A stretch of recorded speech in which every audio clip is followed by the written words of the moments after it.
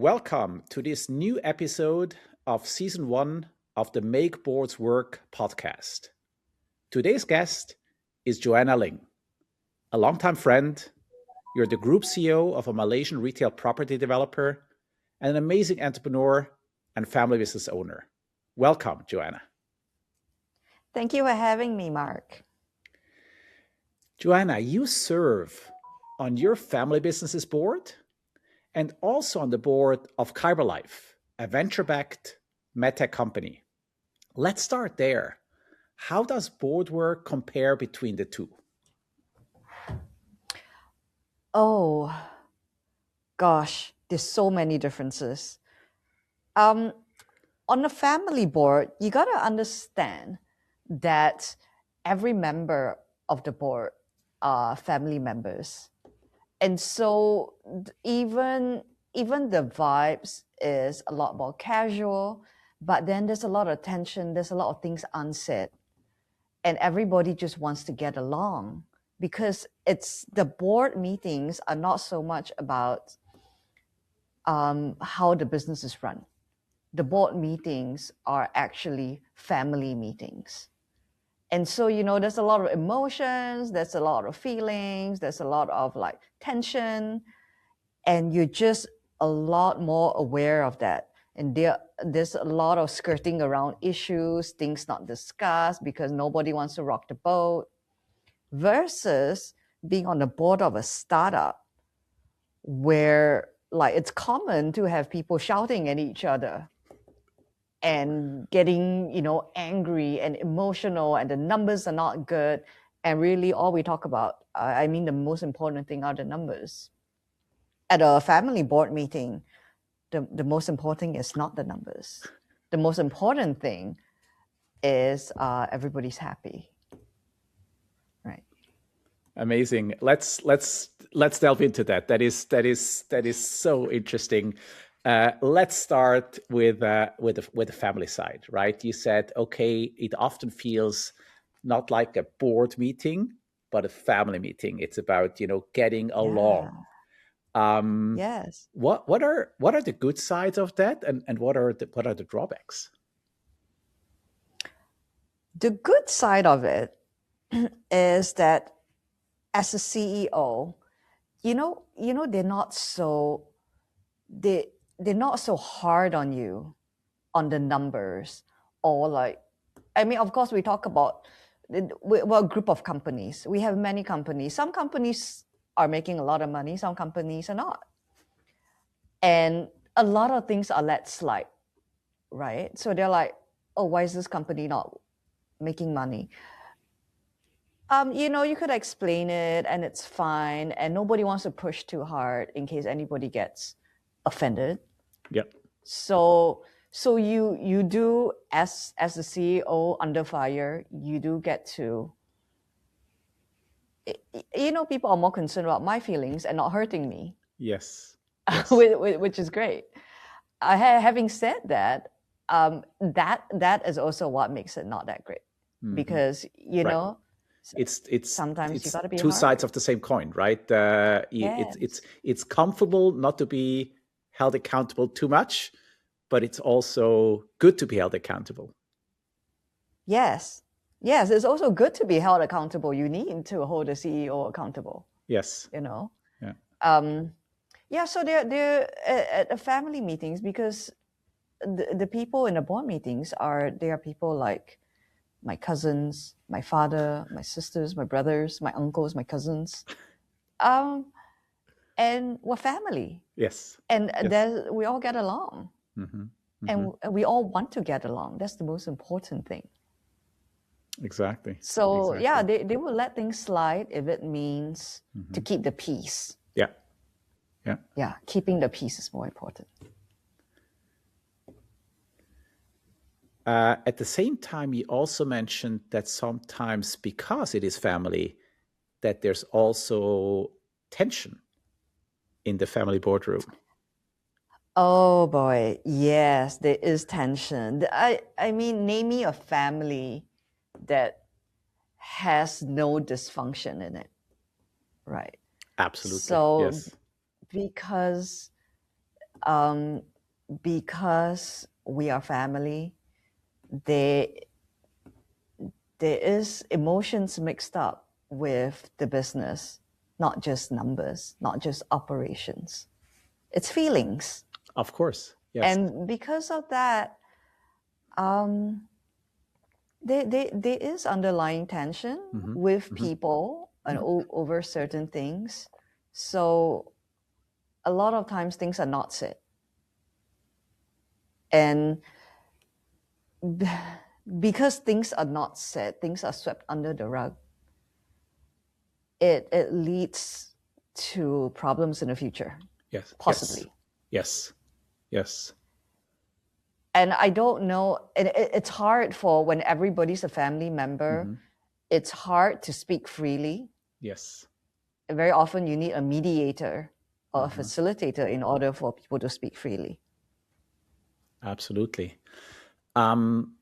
In the research for my book, in a couple of the interviews I had with family business owners and their board practice, one idea emerged in such instances to sort of separate the family governance better from the business governance, and have, with the delineation of the topics that you discuss at the meetings you describe, which is more the family meeting, describe more the family governance topics, such as, how much possibly profits you might take out of the business in forms of dividends, or to what extent you want to reinvest and in which parts. And then on the business side, really, going back to your notion of talking also about the numbers and holding each other accountable. Right. Is that something that you, what's your view on such a possible split or such a clarification? That's really interesting. So we do split it. We do split it we have a family holding company. Yeah. And that one's more about the family. Yes. Having said that, even on the business side, because everybody is also a family member. Yeah. It's supposed to be different. It's supposed to be business to business, family holdings, but you end up having this gray area and everything sort of like intermerges and intercollides. So I don't know how. I feel like the way we've done it is not possibly not the best example of it. You possibly, in order for what you said to work, you need to introduce non-family members onto the board, and not just one or two. At least half of the board needs to be non-family members. That would have been my next question, if that's something in series one. I had a discussion with Stefan, who's also very familiar with family businesses, and he brought up this notion of independence of non-family members, bringing in a different dynamic, a different vibe into the boardroom, where some of these family topics are neutralized and objectivized for the benefit of really talking business as well. Well, okay, this is, I think, a common problem with family businesses. And I'm going to put the question back to you. Say if a CEO of a company if a company is losing money, keeps losing money, you would normally hold a CEO accountable. If the CEO is your sister, yes, or a family member, how do you tell that person? Yeah, very, very tricky case studies, right? Or scenarios. Absolutely agree. And let's anchor on that, and let's just brainstorm a little bit on that. I think one dimension to consider quite likely is very important. Also from a fiduciary duty and possibly a legal perspective, depending on the jurisdiction, of course, is to what extent, if the family owns 100% of the company, it might be a different story in terms of duties than if you have outside shareholders, right? Yes, no, absolutely. I think if you have outside shareholders, then obviously the governance needs to be a little stronger. Mm-hmm. And I think everybody does, like, because it's 100% owned by the family, you're like, oh, okay, we live with a lot of things. Correct. Yes, and if you know if you're the sole owner, you can say, okay, we kind of prioritize family peace over top performance, right? And yes, possibly she is not the best CEO we could have, but for the sake of the peace in the family, we go with it, and it can be an intentional decision. But that's probably that's very dicey if you don't own 100%. Yes. But however, having a family member is I think there's a lot, Mm-hmm. maybe too much innate trust. Mm-hmm. Because I mean, you trust that the business is not doing well for whatever reasons, Yeah. but it's not because of death, it's not because of scams, it's not. Exactly. Yes. Yeah. You're a lot harder on professional CEOs.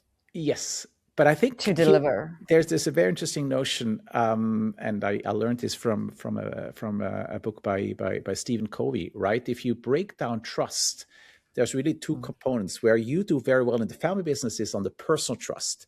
You know, this person is going to be of high integrity, is, as you say, no fraud, etc. That is covered. But there's other the factual competency based trust is Right. is this person really competent, the best person to run the business, and that is not necessarily given. And there, in a family setting, as you just outlined, that might be more tricky on that side. And you need really both sides of trust to be fully functioning. No, you're right. You do really need to prove yourself a lot more. Yeah. Right? Because people, I mean, there's nepotism. It's obviously some level of nepotism that you're there. And even if there isn't, everybody's going to think there is. So, yes. The perception is even more difficult to get right. Yes. yeah. So it's true that you do need to work a little harder to prove yourself in that situation. Once you do, I think, once people believe that you're the best person for the job, and the best person for the job, there's no perfect person for the job. Yes. Right. There's no perfect person. And I think this may be different in different parts of the world, but at least in Asia, people still consider birthright an integral part of the job description. Yeah. Yeah. So. Before we move to your startup, if I may, very personal question. You are in those shoes, right? You're the group CEO of a family-owned business, and you have family members in your board. Yes. How that must, it's difficult to navigate, I assume. It is, because it's several family members, and it's extended family. It's uncles and cousins. And siblings and parents, and in-laws. So it's ask anybody in a family business and they'll tell you it's difficult. Yes. It's never going to be easy. You carry a lot of weight. You carry a lot of weight on your shoulders. Yet, I've known you for a while, and for a long time, in fact, and you always carry a bit of lightness around you. How do you do that?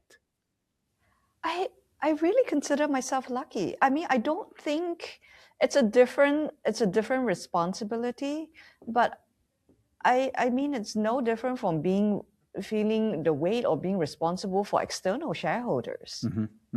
Yeah. Yes. And having to juggle different board members and different personalities as well.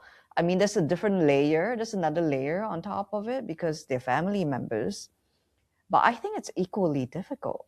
It's equally difficult being in a startup. It's equally difficult being in a public listed company and trying to navigate thousands and thousands of investors and shareholders.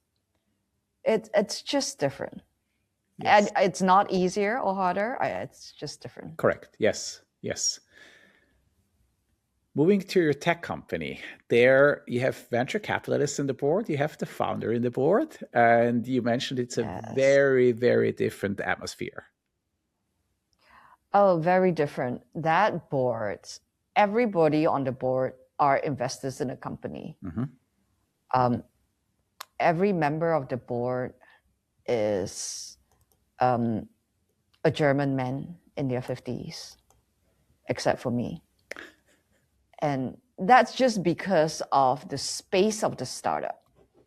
It is a life science platform.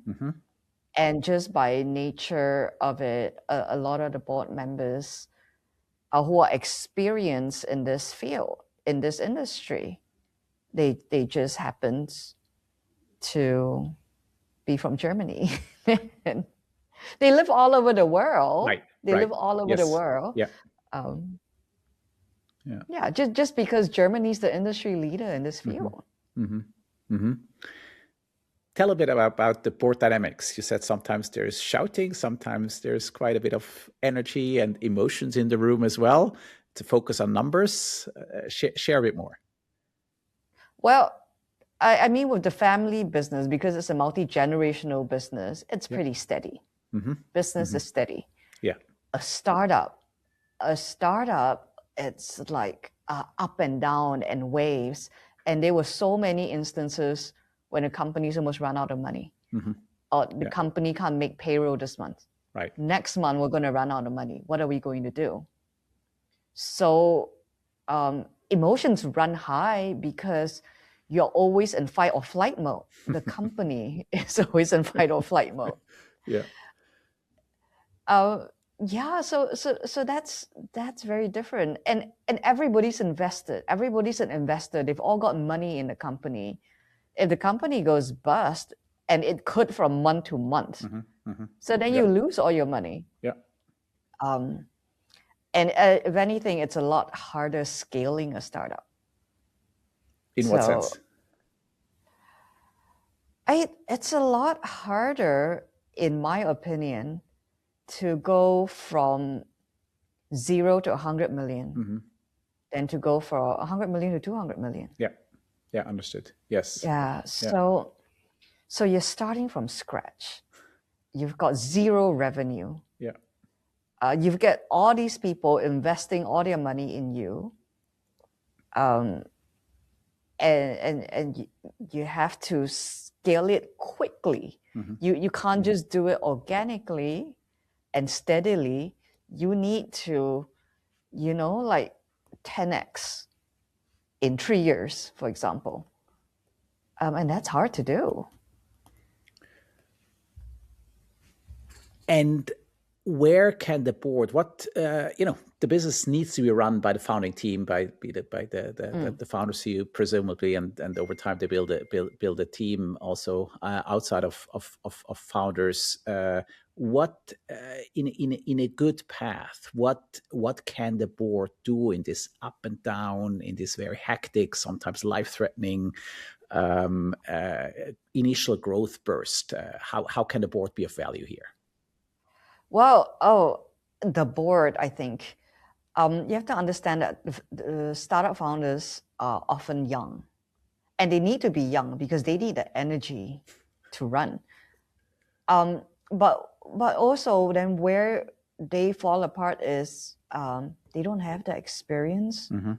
And where the board comes in is the board advises him on what could go wrong or what you need to look out for, or what areas you need improvement on, what you can do in, say, you need to watch out for your cash flow. How can you do it to mitigate the risk?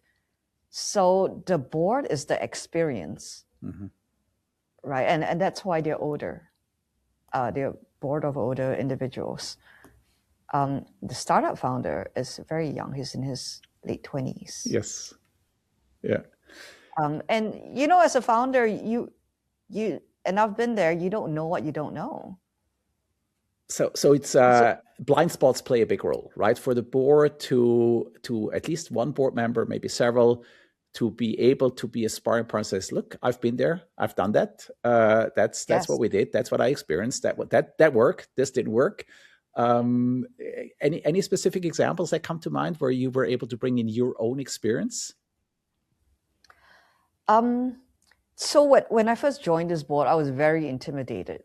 I was the only female. I was the only Asian, and I feel like I'm the only person with no experience in the industry, in the healthcare and life science industry. But I did have a conversation with the other board members, and what I was told, one of the co-founders and chairman, he told me that they have enough people on the board with experience in the industry. Yes. What they want from me is a very different thing. I have business experience. I can guide the young chap on risk mitigation, on what to look out for, on how to structure the company, and what he needs in order to grow the business. And so that was comforting for me. But I also truly believe that one doesn't need to be an all-rounder, right, to be on the board, because you're asked to be on the board for a very specific skill set that you have that other board members don't have. I feel like what one does need to do is you need to be brave enough to ask questions, no matter how trivial it is. It could. I used to think, this is not my industry, or this is not my line of expertise, so I should probably leave it to the expert. I shouldn't ask, right? At the risk of sounding stupid as well. I don't want to sound stupid. Of course. But I think your job as a board member is to ask as many questions as possible, because then you uncover all the blind spots. Absolutely. That's such a powerful frame, right? And for that to work, you mentioned yourself, initially you felt a bit intimidated as the non-industry expert, as the only female in the room. But that is exactly where a huge advantage, where you can actually add value, because you bring a different perspective, and maybe sometimes not knowing the industry might be a huge benefit and advantage for the company, because you dare to raise a question that maybe the insiders don't raise anymore. Yeah. I understand that you need insiders in the board, because what they do is they open doors for you. Yes. And that's what a lot of people want from their board. They want their board to open doors, introduce them to the right people, get their foot in the door. And that's a very powerful thing from the board, of course. Yes. But the board is also there to look out for blind spots. And I think depending on what kind of company it is, a lot of boards see themselves as protecting shareholder interests, protecting investor interests. That requirement for you and other directors, obviously, to feel safe, to ask these questions that possibly, seem stupid, and maybe quite possibly will not be stupid at all, but really impactful and important. That necessitates work, what is called psychological safety, to create this environment for all to feel safe to ask questions. Maybe for the founder to say, look, I don't know. That also creates, that also requires courage and a feeling of safety. What have you seen work in your board experience to enable such an atmosphere, to create that safety for all involved? Oh, that's a really good question.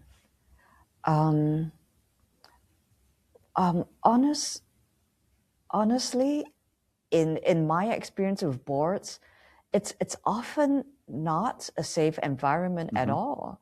It's very scary going into a board meeting. It's very scary for the CEO and the founder, because you feel there's tension in the air, like you're gonna get grilled, you're gonna get pounced on, and you're gonna get grilled and questioned on every single thing. Yeah. Um, you may have better experience in this. How do you do something before the board meeting happens to ensure a safer environment? I think there's many factors, and obviously it's I think it's one of the really important but also really complex things to get right. And it's not the thing you do once, right? It's a very classic infinite game where you have to work on it all the time. It's never done. I think, in your forum where we Yes. know each other, um, uh, we have this notion of positive intent, like assuming and providing positive intent. So grilling Mm. can be perceived as very negative, but if I have Mm-hmm. established enough trust and groundwork to say, okay, yes, I grill you, yes, I question, but it comes from the best of intent to advance the company, which we all want, right? The company to make progress. It's not to pick on you. It's not to, it's not personal. It's the interest of advancing the company. And obviously, there's also a case of the French say, c'est le ton qui fait la musique. It's not just what you say, but also how you say it that plays a big role as well. I can say the same thing, and one can be quite aggressive and one can be quite challenging, but in a constructive way. I think these are True. very important elements of facilitating that psychological safety. I feel like the chairman of the board also sets the tone. Yes. Yes. And how the meeting is started Yeah. determines the rest of the how the meetings go, and every month after that. Totally Do agree. you I think have that. any? Well, look, I think for one, because you mentioned in that board, everybody's invested, right? And the very similar to the discussion we had on the family business, I think there's a huge value also in start and scale up boards to have an independent person in the room, because the investors, they have two heads, right? They're board directors, but they're also investors in the company. They have a fiduciary duties to their fund investors, and so has the founder, right? Or she might be Yes. she might have other interests besides being a founder. She's also the CEO, which is a different hat. So people have different hats. So to have at least one, ideally that the chairperson be really independent to help navigate that can take a lot of these agendas and mitigate them and make the discussion feel safer and more constructive. At what point during the board meeting, because the board meeting is so structured, Yes. you go through the minutes, you Yeah. address all the problems. Yeah. At what point in that meeting do you get a chance to create safety? Beautiful point. In my view and my experience, and something in my boards I really insist on, is to pay a lot of attention to not just the board meeting, but the before and after. Because remember when you talked about trust, the two facets of trust, the personal-based trust and the competency-based trust, the formal part of the board meeting is all about competency-based, right? You talk business. Yes. But the personality part falls short so that you need to do outside of the boardroom. So a dinner before or a lunch, these are important elements to get to know each other also at the personal level, to get to know each other not as fellow board directors, but as the human beings we are, to build that personal trust and that personal connection that then facilitates that shift to feeling safer. Oh, absolutely. So you would spend time with individual members of the board, And one-on-one both before the as meetings? chairman one-on-one, but also joint time, right? Having a really joint time, like non-boardroom, maybe even very unconventional. Have a walk together before, or even a walking lunch before the board meeting starts. It might sound very esoteric, but one of my interview partners for the board, the founder of Trivago, Rolf, he said, in his board meetings, the non-formal part, the barbecues at his house after the board meeting, that they were more important for the company's success than the formal board meeting. Oh, interesting.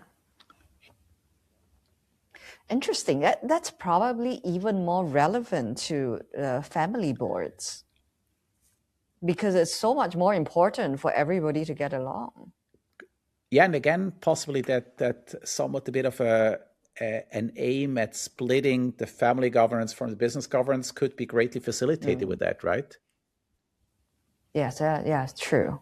Absolutely.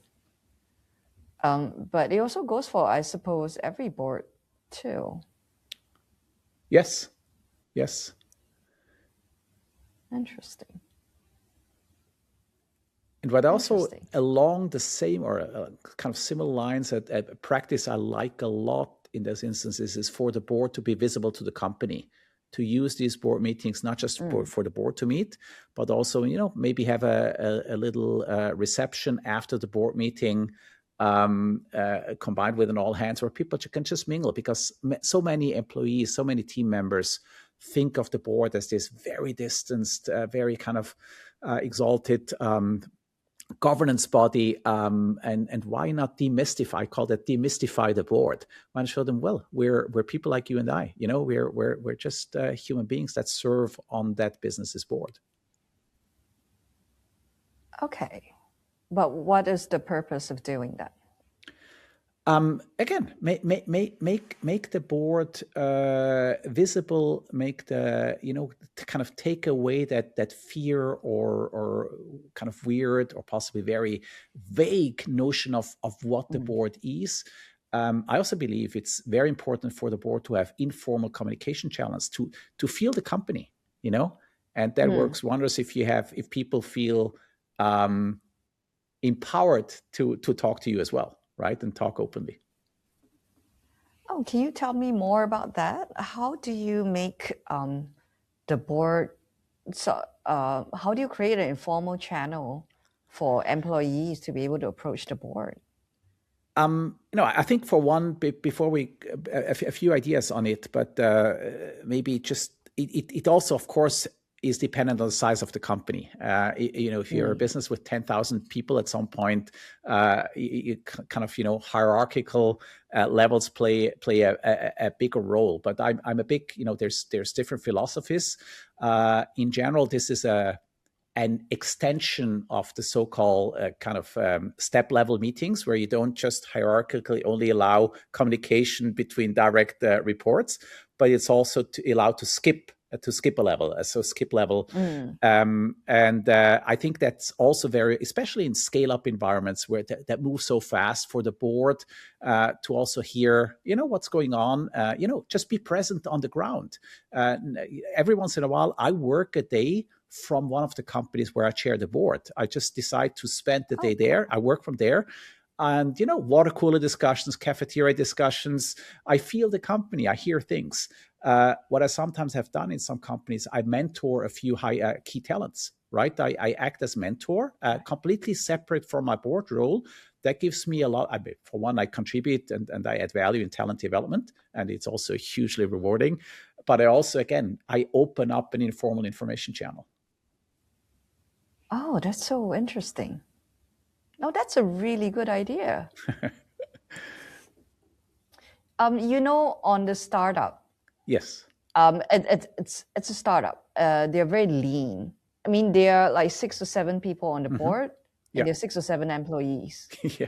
Yes. Right. There are probably more board members than employees at some stage of the Sometimes company. that's a weird situation, but can happen in startups. Yes. Yeah. So there's no reason. I mean, it makes sense for every employee and every staff to know who the board members are. And these board members are investors too. They're shareholders in a company. Exactly. And the employee, I mean, at that size, quite likely the team is strongly vested in the success of the company too. Yeah, absolutely. Yeah. Absolutely. I mean, they're there because they believe in the company, right? On Exactly. what it does to change the world. Exactly. What other things have you seen that you liked, be that on the family board or on the venture-backed board, that things that helped for the board to be of value, that really led to a good practice that you experienced that in any of these boards? I liked. I have not seen this, and I feel like this may be a little hard to implement. But what you were talking about being a board member, but also mentoring key personnel. Mm-hmm. And I've seen a company where they have a life coach program. So the CEO, the owner, Yeah. and his key C-suite members are all trained to be life coaches, and they've got a program. They've got a life coaching program, and if any staff wants to join, they just sign up their name in a sheet. You don't know who you're gonna get as your coach. You could be paired with the CEO, the chairman, or the board. Yeah. And that connects the board, or the CFO, or the CTO directly to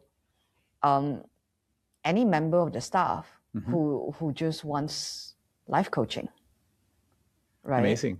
Yes. And I think that was amazed by that, and I wonder whether that's something it probably isn't easy to implement. I'm sure they took a very long time to implement that.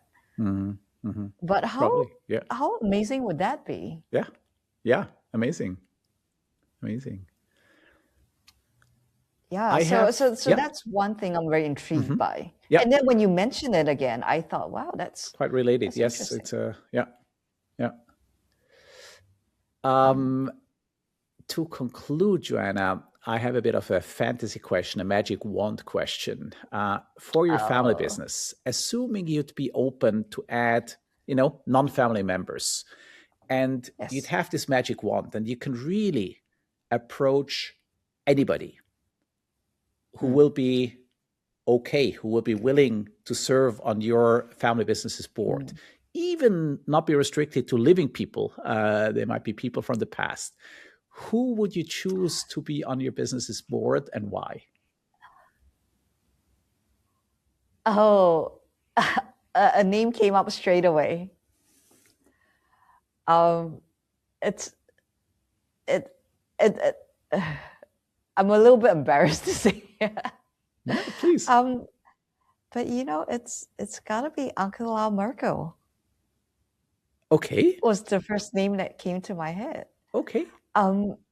Because I obviously don't know her personally, but she is a woman that seems very simple, but has so much responsibility on her shoulders.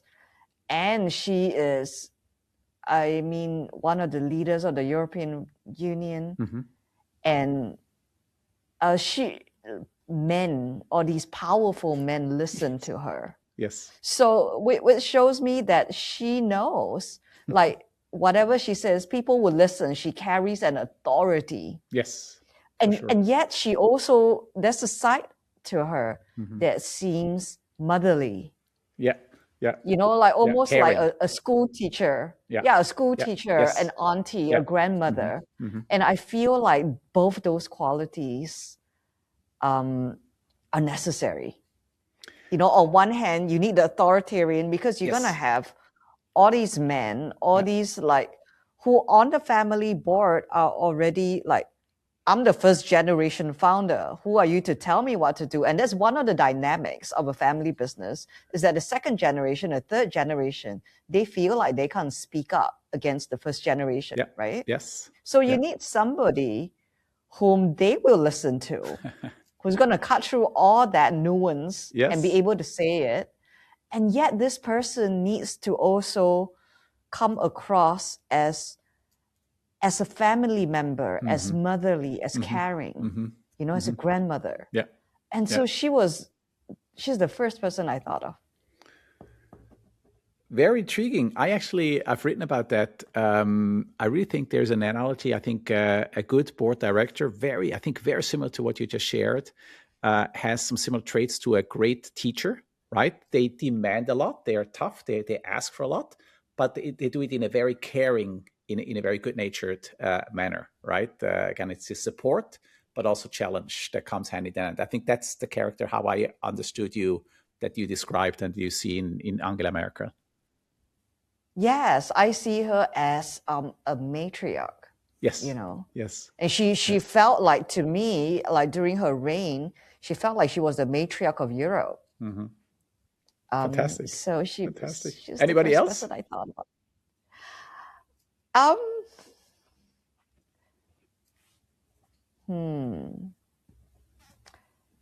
Maybe Warren Buffett. Warren Buffett, because he also has that same quality of seeming like a caring grandfather. Yes. And very amicable, you know, like seems like somebody who doesn't, I could be wrong, of course, but he seems like somebody who doesn't lose his temper as somebody caring. And yet he's very, very detailed with the numbers, with the details and operations of the company. Yeah. And he's shrewd that way. Yes. Yes. So he's the other person. Cool. Good. I think of. Fantastic. In both cases, obviously, age might be a matter, but great choices. Great. I love it.